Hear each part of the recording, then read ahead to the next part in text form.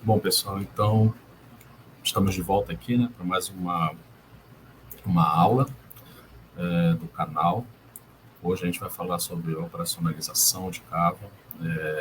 Mas antes de começar, eu queria aproveitar aqui esse início e agradecer a todas as pessoas que estão acompanhando o canal e dando feedback, né, sobre as aulas, tanto virtualmente como pessoalmente, né. Eu tenho encontrado pessoas nos vários encontros aí que a gente tem e tenho recebido alguns feedbacks positivos, né, de que as aulas estão trazendo mais informação, né, para aqueles que não são da área de mineração, mas que têm interfaces, né, tem assuntos afins. E isso é legal porque esse é o objetivo, né, do canal, a gente conseguir alcançar, né, o maior número de pessoas, trazendo essa informação, trazendo esse um pouquinho, né, desse conhecimento. Lembrando, né, claro que não dá para a gente abordar todos os tópicos de cada tema, são temas profundos, né, que levam a subtemas, na verdade, mas o objetivo é a gente trazer o que tem de mais de relevante, né, em cada um desses temas, para que tanto pessoas que são da área de mineração quanto pessoas que não são da área de mineração tenham uma noção, né, maior do que deve ser considerado em cada um dessas atividades, né. Bom, então, só lembrando um pouquinho, né, da aula anterior, a gente falou sobre a otimização do pitch, né, como que é importante essa etapa inicial para que a gente defina a estratégia da mina, né? E hoje a gente vai começar a entrar em parâmetros mais operacionais, né, trazer questões mais operacionais para essa otimização, né, de pitch que foi feita anteriormente, que a gente diz que é uma otimização matemática, né? Então, voltando no tema das interfaces, né, no planejamento de longo prazo, elas são, a gente já comentou isso, né, elas são importantes e altamente relevantes, e isso vai continuar em toda a cadeia de planejamento, né? Então, quando a gente fala da operacionalização de pitch,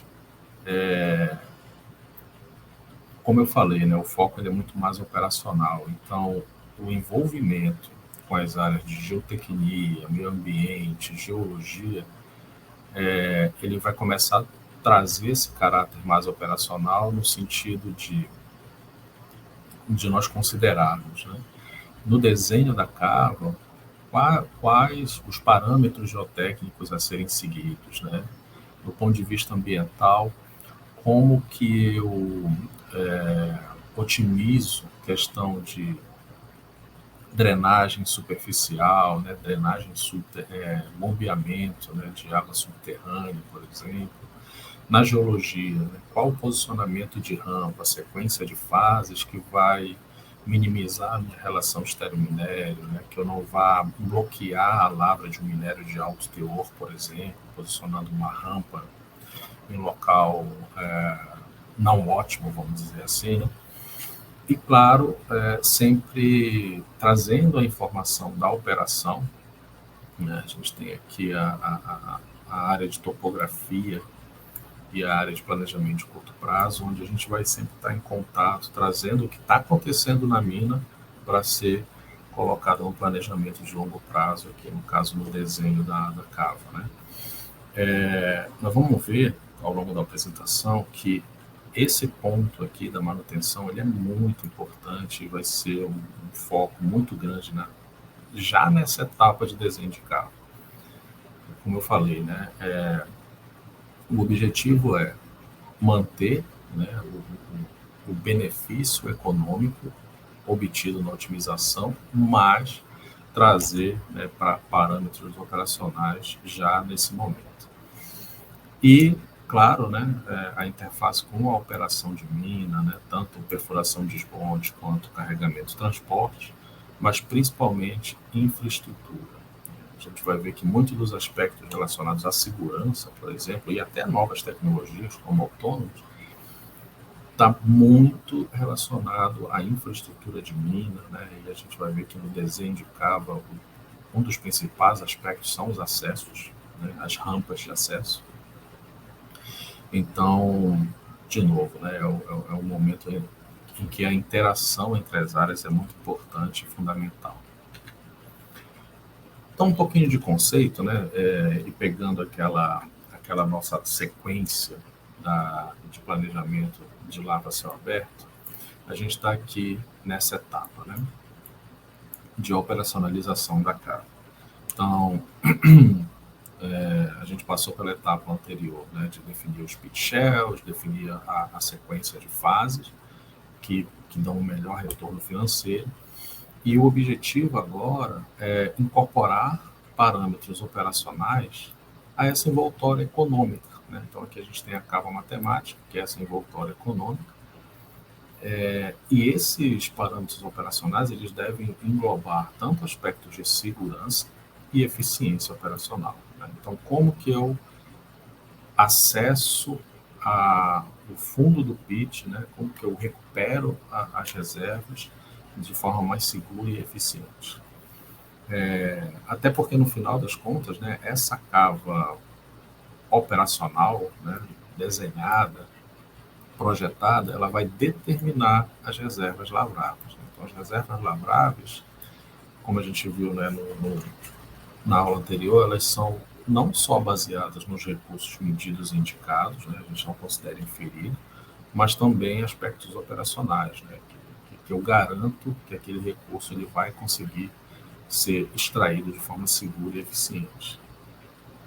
E aí nós vamos relembrar alguns conceitos também, né, de berma, rampas de acesso, ângulos de talude, a altura do banco, né, cada banco desse aqui tem uma altura, a distância entre fases de lava, né, então qual que é essa distância, né, como considerar isso, e a largura mínima operacional como principais. Né? Então tenho uma largura mínima que eu preciso considerar para operacionalizar, para operar, porque no final das contas, né, isso tudo é em função da frota de equipamentos que eu estou utilizando e do método de lava. A gente vai abordar aqui o método tradicional a céu aberto, que é usando caminhão escavadeira, mas também a gente vai trazer algumas outras formas de operacionalizar, por exemplo, utilizando botadores, né, dentro da cava e correios, que trazem detalhes a mais aí na etapa de operacionalização. E um ponto importante, né, uma avaliação importante a ser feita, é se no final, quando eu tenho esse desenho operacional, ele está aderente à minha cava matemática, né, para que eu não perca aquele benefício financeiro que eu obtive no processo de otimização. Eu tenho que garantir que isso é uma boa prática, né, que eu tenha pelo menos 95% de aderência entre a cava matemática e a cava operacional. A gente vai trazer várias boas práticas aqui, pessoal, mas a maioria desses pontos que a gente vai abordar aqui, existem guias, né, guias internacionais, existem normas brasileiras, as empresas definem seus procedimentos, né, operacionais, como desenhar a cava. A gente não vai entrar nesse detalhe aqui, mas quem tiver interesse, né, e quiser conhecer um pouco mais, pode depois me contactar através do canal ou através de e-mail, que eu consigo enviar, né, para vocês. Então, começando, né, um primeiro grande aspecto é a setorização geotécnica. Então, a gente viu que ela já é uma premissa lá na etapa de otimização, e agora, claro, né, ela tem que ser considerada na etapa de desenho, para a gente garantir que aquele ângulo global utilizado na otimização, né, vocês lembram? A gente utilizava o ângulo global na otimização, ele vai ser resultante tanto do correto uso do ângulo de talude, mas também da correta implementação das bermas, né, das bermas de contenção, da mina. Então, ele é um resultado disso, não só isso, né, mas também dos acessos, né, que é um corte vertical, onde a gente vê que isso aqui pode ser um acesso, pode ser uma berma de segurança, né, mas o fato é que é um espaço maior necessário, né, para acesso ou contenção, por exemplo, aqui, né. gente tem um acesso passando aqui e isso vai fazer parte desse ângulo global da cava. E por que isso é importante, né, pessoal? Dependendo do maciço e da distribuição dos modos de falha nos diferentes domínios da cava, que podem ser vários, né? Que tem os principais. Então, pode ser uma falha planar, uma falha em cunha, uma falha circular, então, ou tombamento, né? Uma área de tombamento. Dependendo do modo de falha, cada setorização da cava vai requerer uma geometria adequada, né? Para a gente evitar esse tipo de coisa. Então, aqui, ó, é uma falha em cunha, está bem visível a cunha formada aqui, um exemplo real, né, que pode ser de pequenas proporções, mas pode ser de grande escala, né? Essa aqui, por exemplo, deve ter inviabilizado o acesso ao fundo da mina durante muito tempo, né, até a gente conseguir remediar essa falha, né, esse problema que aconteceu aí, se não inviabilizou a operação total da mina, né?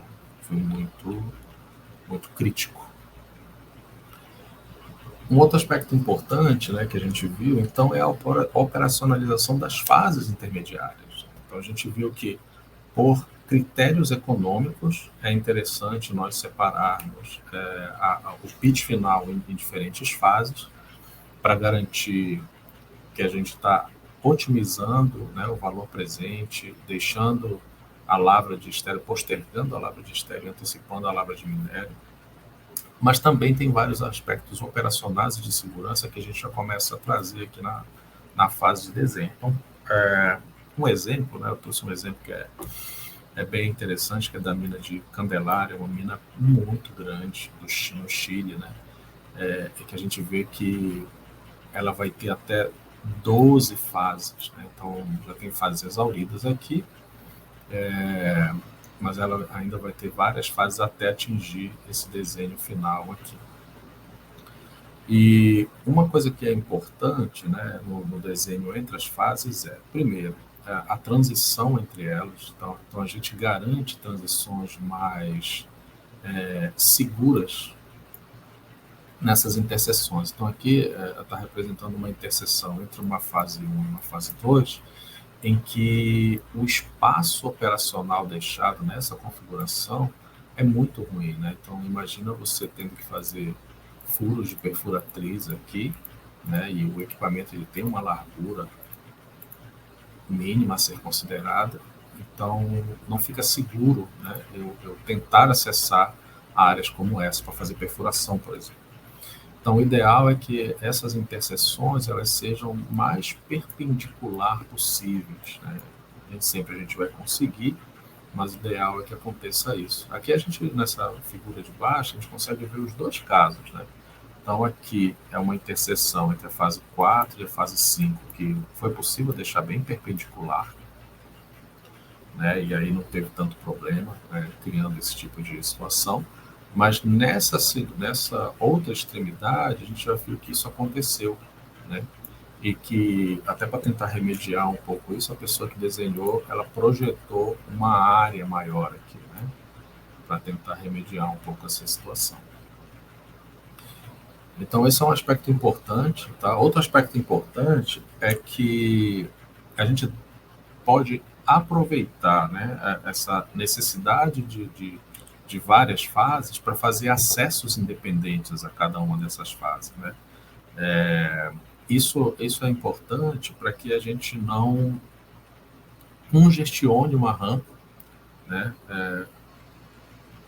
definindo ela como um único acesso para uma determinada fase ou para a cava como um todo, né? Então, isso é importante fazer. A gente vai mostrar alguns exemplos lá na frente do impacto que isso pode ter. E um outro ponto que eu também queria aproveitar e comentar nessa imagem aqui é as opções, né, de desenvolvimento da cava até atingir o fundo, né, da cava. Então, eu tanto posso seguir aprofundando a cava, fazendo esse zigue-zague aqui, né, que vocês estão vendo, aqui novamente, quanto posso seguir em espiral, né, que a gente chama de caracol, no movimento espiral até o final. Isso vai depender muito, né, da interação entre as fases, o posicionamento da rampa com relação ao corpo de minério, tudo isso tem que ser avaliado. A inclinação do corpo de minério é uma coisa que impacta bastante isso, mas o fato é que é possível fazer essas duas formas básicas, né, de acesso ao fundo da cava. E aí a gente vai ver alguns aspectos importantes com relação ao switchback. Aqui eu acho que fica claro de ver que no momento da curva, esse ponto ele é plano. Tá? Então eu saio da rampa, que tem uma inclinação, né, de acesso, e eu projeto uma área plana para que seja mais seguro, né, a execução da curva pelos caminhões. Também eu vou abordar isso em alguns casos reais, né, alguns casos práticos aqui na frente. Então, seguindo, né, esse aqui é um exemplo, aproveitando que eu estava falando das fases, um exemplo da importância de se ter acessos independentes para a fase. Né? Então, quando eu não tenho isso, eu tenho uma fila muito grande de caminhões, né, congestionando uma determinada rampa, porque ela é o único acesso ao fundo da cava. Né? Aqui um outro exemplo. Então, sempre pensar, né, de que cada fase ela deve ter, preferencialmente, nem sempre é possível, tá, pessoal? Mas preferencialmente um acesso para minério, um acesso para estéreo, acessos independentes entre as fases, para que a gente consiga distribuir melhor o tráfego de caminhões dentro da cava e não, né, evitar que esse tipo de congestionamento aconteça, que é ruim tanto do ponto de vista de segurança quanto do ponto de vista de eficiência operacional. Né? Os caminhões nessa situação aqui, eles vão ter que ter mais cuidado, né? De repente mudar mais de marcha, reduzir a velocidade, isso tudo vai impactar na produtividade geral da etapa de transporte. Um outro ponto importante é a inclinação dessas rampas. Né? Então, eu trouxe aqui alguns elementos que são importantes para a gente entender esse gráficozinho do lado aqui, que é o gráfico de Rimpool, que ele é assim, a ferramenta mais eficiente, né, para a gente definir uma inclinação de rampa, né, e como que a gente vai adotar isso na vida.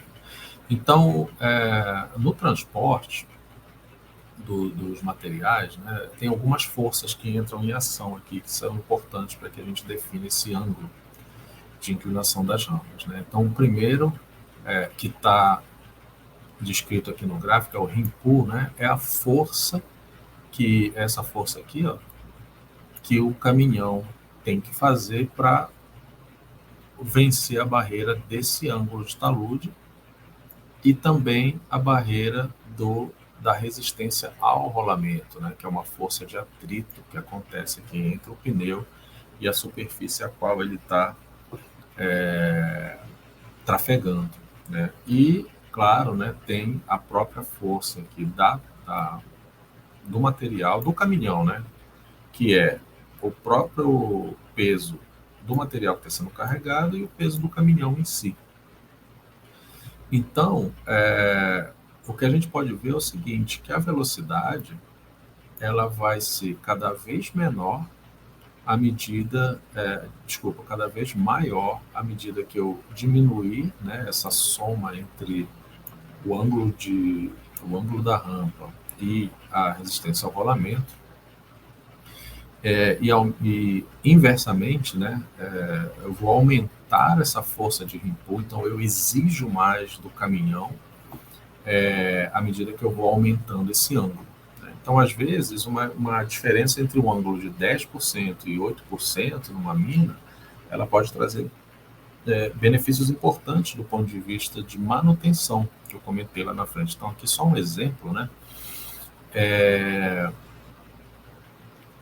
Quanto que a mudança, a troca de componentes, né, que é representada aqui na vida do componente, E custos operários de manutenção são impactados, por exemplo, para um gradiente, uma inclinação de 8% e 10%. Então, o que a gente consegue ver é o seguinte, que quando a gente vai de um gradiente de 8% para 10%, principalmente os diferenciais e o conjunto de partes, né, de componentes das rodas, são os principais impactados. Então, eu reduzo muito a vida desses componentes, né? Então, a gente vê aqui uma redução expressiva, né, de quase na metade da vida desses componentes, com uma mudança de 2 graus, desculpa, de 2% na inclinação da rampa. Então, isso é uma coisa a ser considerada, né, e fazer simulações, né, faz um desenho com 8%, faz outro desenho com 10%, porque essa mudança na inclinação ela também impacta na recuperação das reservas. Né? Então, é um trade-off que precisa ser feito entre custos de manutenção e custos operacionais e a recuperação da reserva. Né? Esse é um aspecto operacional, mas eu tenho também um aspecto de manutenção, né? Mas eu tenho um aspecto de produção. Então, quanto menor o ângulo, quanto menor o grade, eu consigo maiores velocidades, com isso maiores produtividades, né? Maiores toneladas por hora. Então, esse é um aspecto importante para ser avaliado também na definição das inclinações das rampas. Além da inclinação, outro aspecto importante é a largura da rampa. Né? Então, a rampa ela tem que ter espaço suficiente para o tráfego seguro, tanto dos caminhões fora de estrada, quanto para veículos de apoio. Né? Então, aqui a gente vê um exemplo, né? E tem uma regrinha, né? E ela existe em função desse desenho que está aqui, de que o acesso ele tem que ser 3,5 vezes a largura do maior caminhão. Né? E por que 3,5 vezes? Está explicado aqui na figura. Né? Então, esse Azinho é a largura do caminhão e o B é metade da largura do caminhão. Né? Então, eu tenho 3,5 vezes. 3,5 vezes a largura do caminhão e, além disso, eu adiciono, claro, né, estradas de apoio, né, para veículos leves, tanto para manutenção, né, quanto para supervisão de mina. Em algumas minas, o pessoal coloca até, né, espaço para 2 vias, né, de veículos leves. Outro aspecto importante é a gente sempre considerar espaço, né, para uma berma de segurança. Essa berma de segurança ela é muito importante para prevenir acidentes. A gente vai ver algumas fotos aqui. Né? E também drenagem. Manter um espaço suficiente para que eu coloque canaletas de drenagem. Né? Assim eu garanto que, sobretudo em regiões, né, como a nossa aqui na Amazônia, que tem uma época chuvosa muito considerável, né, com volumes de chuva consideráveis, a drenagem superficial ela é vital assim, para um bom funcionamento da mina. Então, aqui alguns riscos, né, alguns exemplos da importância, por exemplo, da berma de segurança que eu comentei. Né? Então, aqui é uma situação em que o caminhão ele só parou porque teria a berma de segurança, né? E a gente vê o perigo aqui, ó, logo abaixo tem uma segunda rampa passando. Imagina se esse caminhão, né, cai aqui na outra rampa. Nessa outra situação também, né, o caminhão ficou por pouco aqui, né, para descer o talude, muito perigoso. E outro ponto, né, é o espaço, né? Então imagina nessa situação primeiro, tá, pessoal? Para acontecer isso, vocês lembram lá, né, que a vida dos componentes, principalmente das rodas, sofre bastante com a inclinação. Então, muito provavelmente, isso aqui é o equipamento rodando, né, há muitos anos numa mina mal projetada, com um gradiente muito agressivo, vai deteriorando, né, principalmente o conjunto aqui das rodas. E pode acontecer isso. Então, é importante que eu tenha esse espaço lateral para, no caso de acontecer isso, um caminhão que está passando do lado não seja também atingido, né? Então, respeitar aquele 3,5 vezes, a largura do caminhão é importante também por aspectos de segurança. Eu falei um pouquinho do switchback, né? Então, por que é importante o switchback? A partir do momento em que eu entro na curva, ele seja plano, né? É para que eu evite esse tipo de coisa, né? Então, aqui a gente vê um switchback que ele está inclinado, né? A curva está sendo feita de forma inclinada, e aí acabou que o peso, né, da carga do caminhão acabou exercendo aqui uma força suficiente para levantar um pneu do caminhão. Então isso aqui é super arriscado, né? Precisa evitar esse tipo de situação operacional. Então isso é a gente falando, né, da forma convencional, né, de operação das minas, mas a gente está cada vez mais trazendo novas tecnologias, né? Sobretudo para minimizar as questões de risco. Uma delas, claro, né, é a utilização de equipamentos autônomos e teleoperados. E aí entra um ponto importante aqui, né, que deve ser considerado, a infraestrutura.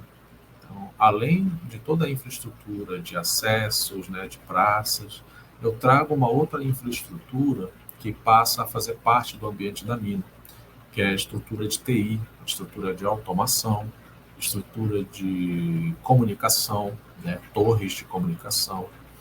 Então, eu preciso pensar em todos esses espaços, né, de forma que eu traga essas estruturas necessárias para o ambiente autônomo. Então, eu vou ter repetidoras de sinal de GPS, repetidoras de Wi-Fi, LTE, né, que é a rede de comunicação. Aqui a gente vê, né, escavadeiras e caminhões que precisam ter acesso à rede GPS. Então, repensar o desenho da cava, né, para incorporar esses espaços a mais aí necessários para uma mina autônoma, por exemplo. E aí a gente vê também a importância, né, de ter as fases, né, porque uma fase ela pode ser, por exemplo, uma área autônoma segregada, né, para a gente iniciar uma implementação de autônomos numa mina que já é operada convencionalmente, né. E da mesma forma, para minas novas, né, a gente pode ir faseando, né, a implementação de autônomos à medida que vai evoluindo nas fases. A inclinação das rampas, né, e as curvas, elas devem viabilizar o correto funcionamento dos sistemas de percepção, é o que está, né, mostrado aqui nessa figura. Então, os sensores, né, que percebem os obstáculos, eles têm uma visada, vamos dizer assim, né? Então, tanto o ângulo de inclinação das rampas, quanto a curvatura, né, dos acessos, elas devem proporcionar um espaço suficiente, né, para que, ao detectar um obstáculo, o caminhão tenha tempo, né, de frear de forma segura. E, além disso, como eu falei, né, cada fase da mina ela deve ter a cobertura dos sinais de GPS, Wi-Fi, LTE. Então, eu devo identificar locais para essas torres de transmissão ou retransmissão de sinal, e ter certeza de que todas as fases, né, seguindo a sua sequência, o seu desenho, vão ter cobertura desses sinais, né. Hoje em dia é possível fazer essa simulação em alguns softwares, né, simulando, né, posições para a localização dessas torres de transmissão na mina e avaliando a cobertura, né, da rede para aquele ponto específico que foi escolhido para a colocação da torre. Outra questão, né, que está muito associada não só a novas tecnologias, né, mas também a questão de redução de gases de efeito estufa é a eletrificação das minas, né? Então, assim como autônomos, a eletrificação ela demanda novas estruturas que numa mina convencional não seriam necessárias, né? Então, por exemplo, um sistema trolley como esse, né, em que o caminhão, ao conectar aqui, ele deixa de utilizar o óleo diesel, né, queimar o óleo diesel e passa a ser alimentado pela rede elétrica, por exemplo, eu vou precisar dessa estrutura, né, de catenárias, né, de postes ao longo das rampas. Eu preciso prever um espaço, né, um espaço necessário para isso. Além disso, eu tenho subestações, né, que elas vão estar sendo posicionadas em alguns locais da mina, então é um espaço extra, né, que eu vou precisar planejar para esse tipo de infraestrutura. Então, a largura, mais uma vez, né, tem que ser bem revisada aqui e considerada, porque, como eu falei, né, ao mesmo tempo que eu melhoro as condições de segurança, e isso eu tenho que fazer invariavelmente, isso vai ter impacto no aproveitamento das reservas. Né? Para um sistema trolley, é recomendado, né, a gente priorizar rampas mais retilíneas, porque sempre que eu faço um switchback daquele, por exemplo, o caminhão ele tem que desconectar, né, do sistema e reconectar novamente. Então, quanto mais retilínea a rampa, melhor para o sistema trolley, né, em função dessa necessidade. Né. Curvas muito fechadas também, o caminhão acaba tendo que desconectar do sistema para fazer. E, finalizando, né, também ainda na questão de redução de emissões, uma coisa que é muito comum a gente ver as empresas estudando e fazendo agora é a utilização do IPCC, que é o In-Pit Crushing Conveyor. Então, qual que é o objetivo? Né? A gente, em algum momento, né, em algum local da mina, nós instalamos um sistema de britagem, uma estação de britagem, e a partir daí o material, seja o minério ou estéreo, ele é transportado utilizando-se correias.